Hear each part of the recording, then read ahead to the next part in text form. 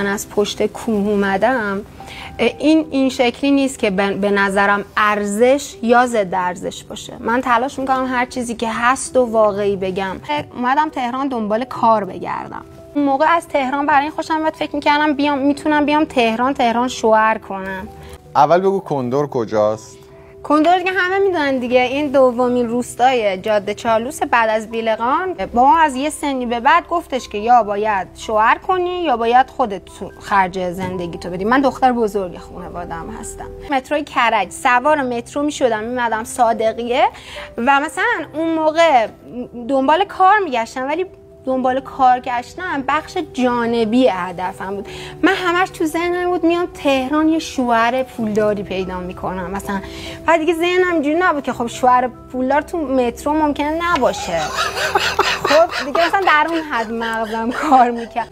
قبل ترش بابام راننده یه شرکتی بود توی نیاوران، یه جای خیلی خوب. از مدرسه میومدم سوار میدون کرج سوار تاکسی میشدم میرفتم سر کار بابام پارتی بازی کرده بود. همیشه میدون کرج خوابم میبرد سر خیابون فرشته. جون نگاه می‌کردم گفتم من یه روزی اینجا زندگی، این فکر کنم در راستای همون شوهره بود، مثلا من یه روزی اینجا زندگی میکنم. دور نیازمندی‌ها یه جا خط کشیدم زده بود خیابون فرشته. رفتم دیدم که یه خانومی دنبال یه کسی میگشت که کاراشو انجام بده و خلاصه من اونجا استخدام شدم.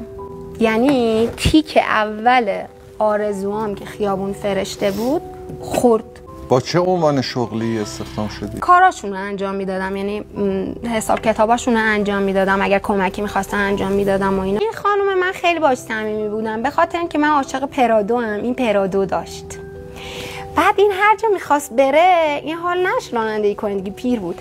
میگه تو میای تو رانندگی کنی؟ منم به خاطر اینکه مثلا رانندگی کنم من میشستم پشت فرمان عینکشم من میزدم. با نیسان رانندگی یاد گرفتم، یعنی حاضرم با همه مسابقه رانندگی بدم.